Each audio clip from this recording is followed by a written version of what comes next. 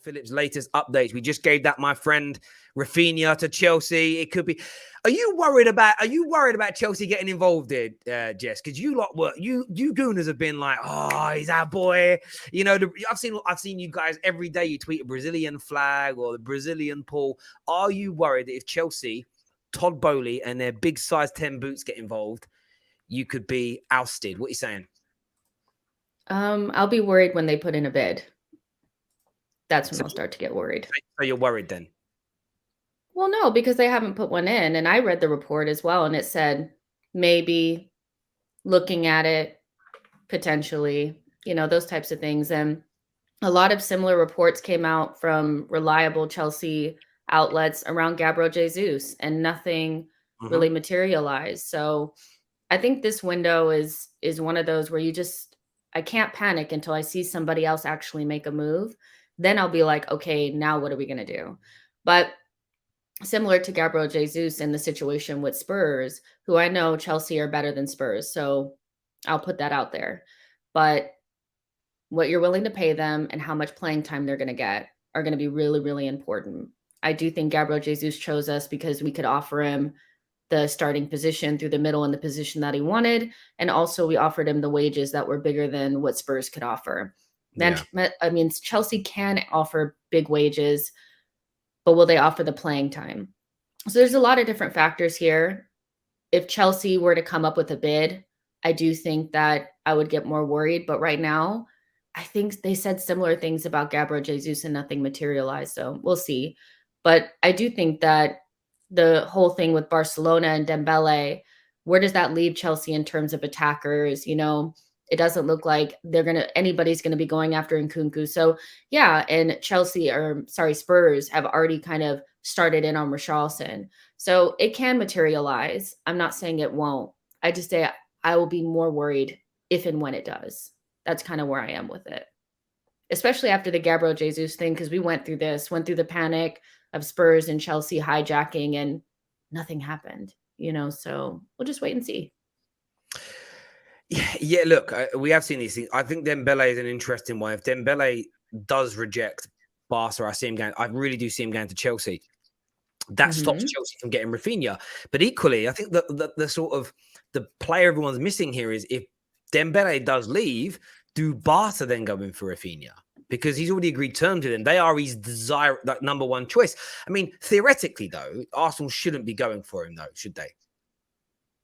You shouldn't be doing it because you sat on here a few weeks ago and said Man United were desperate because they were trying to sign a player that didn't 100% want to be at their club. So you shouldn't really want to go for Raphinha that's likes other clubs more, would you? Is that desperate? Well, I mean, it's not desperate, but it's still kind of different, isn't it? No. It is. I mean, because he didn't want to go to Manchester United at all. He didn't want to leave Barcelona, Frankie de Jong. Raphinha does want to move. Barcelona is his number one choice. Those are different to me. But you're on your knees asking a man where you're third in line. You're begging, please come to us instead, please. I thought Manchester United fans were the ones that were saying it was pathetic. You kind of jumped in on it. Listen, by the way, none of it is pathetic. It's all normal in the window. I mean, we have to jump in. We're rivals. Of course, we have to make it seem like it's super pathetic. Of course you do. It's just, you know what it is? This is why I'm still not convinced he wants to come. But who, Raphinha? No, de Jong. I think he really got forced out. But he did get forced out. But my point is, you can make a similar argument with Raphinha and say Raphinha didn't really want to come Arsenal. It's just that Barcelona didn't end up having the money for him. He got forced to go to Arsenal and that's the thing with it, right? It's so normal happening with de Jong that it's okay. It's okay for banter, and I don't mind the banter. Like I've said, it's when people take the banter seriously and they start using it as real rhetoric. I'm like, oh my god, it's a joke. Like the other day, a journalist said that the reason that Tom Keane's been employed in terms of the hierarchy at the club is because he had Declan Rice's phone number. Clearly a satire joke. People took it seriously. I couldn't believe it. I'm like, these people are allowed to have children. They can make toast. They can drive cars. They're allowed to do things. They're allowed out. And they believe this sort of stuff. It's crazy. Hang on a minute here. What's it? Spurs, Arsenal, and Man United are making the market interesting. Chelsea will definitely catch up. Raphinha will get more game time at Chelsea than Arsenal. I know you don't agree with that, Jess. I know you don't agree with that. No, I mean, he walks straight into our team and starts on the right-hand side. I think he gets more playing time at Arsenal. Like, I think that's pretty clear. He's a starter. At Chelsea, they have a couple of different options, and I don't really see Tuchel saying, "Absolutely, you're gonna start these games." Like, I think it'll be a mixture of the group that's already kinda there, Sterling as well, so, yeah, but I don't know. I feel like Raphinha also, I wanna put this out there that Arsenal this summer, especially because of what happened with Vlahovic, are doing a lot of things to ensure that we don't have people come in and hijack. You know what I mean? We don't have people that level of embarrassment. So, yeah, if this were to happen, it would be because we got super blindsided. But yeah, Rafina walks straight into our team and starts every single game. Like, I'll be honest. I agree with Nick. I think again, he's better than Saka on the right.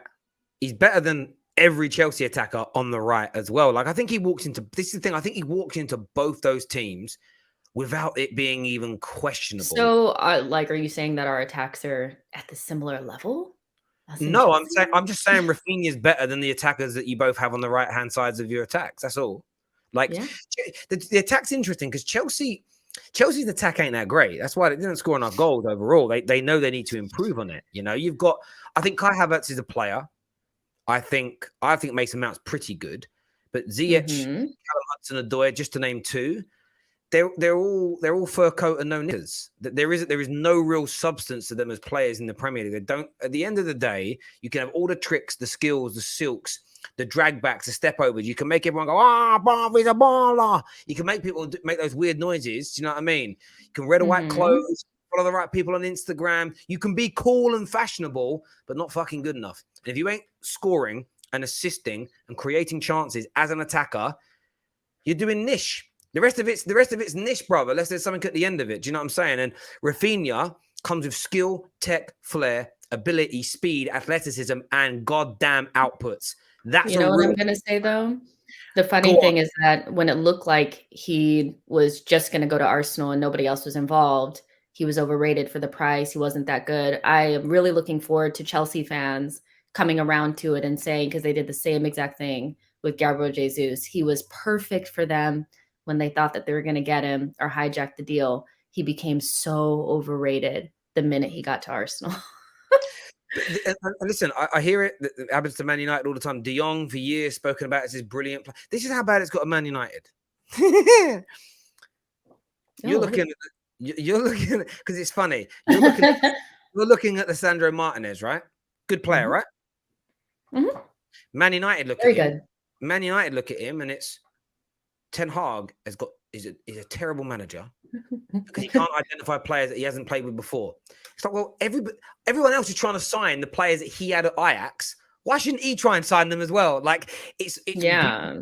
fans will always try to twist things to make the good things you do look bad. I'm sure right now there are Arsenal and Chelsea and Liverpool fans trying to find comps of Terrell Malacia making mistakes. Do you know what I'm Yeah. saying?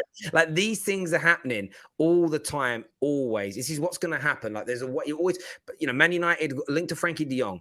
First thing that was said was won't downgrade. Then the next thing that was said, but without a CDM. I remember seeing Arsenal fans say, if you sign Frankie De Jong without a DM, Frankie De Jong's a bad signing. That logic makes no sense.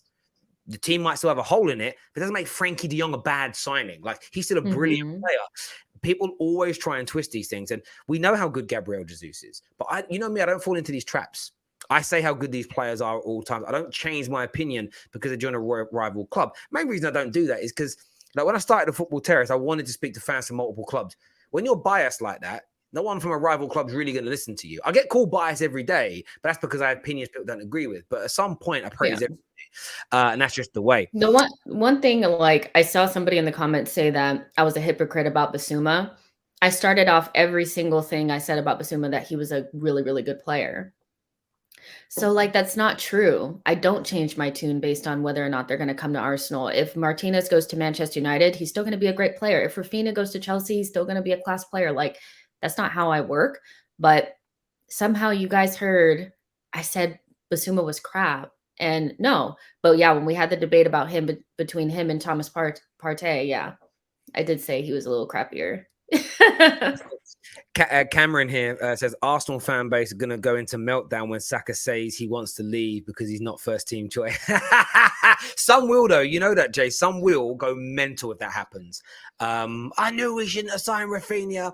Oh, If he doesn't want to stay because he's not first choice, he can go. Like, the best Arsenal teams had so much competition. Like, Kanu and Wiltord couldn't get in the team. You know, like, if he doesn't want to have to compete for a spot, then where is he going to go? Is he going to go to Man City and sit on their bench? Is he going to go to Liverpool and sit on their bench? Like, every team above Arsenal, you're going to have to compete for your spot. So he doesn't want that. He doesn't want to play at the highest level. Like, it is what it is. Look, I completely agree. And Arsenal fans should be more frustrated with Saka. Look, everyone knows how much I rate and like Marcus Rashford. But last year, his first period outside the first team, really, and the reports came out, he's thinking of leaving if he doesn't get back in the first team. It's like, young man, work hard, perform better, and get back into the first team. I feel like he wants like a contract that says I'm going to start, you know, on the left. I think but listen, we're in the generation of entitlement, right? And I'm not surprised that a lot of players think and feel the same. Since they stopped making young players at academies clean boots and do chores around the stadium, I do think things have got worse like that. But I think as well, like, Arsenal fans are in this mode as well. A lot of Arsenal fans predicted things like Saka's going to become world class. Saka, Smith Rowe, they're going to become, top 5, top 10, some of the best players in the world. Now that suddenly you've got these players, Fabio Vieira's, Yuri Tillemans, Raphinha's, looking like they might come in, suddenly their opinion is becoming challenged. And their narcissism and their desire to be right is what drives these agendas against the players. And it's interesting because football fans should want their football team to be better first. They should not love a player more than they love their football club. But they ain't even loving a player. These people want their opinions to be right more than their own club being successful. It's absolutely insanity.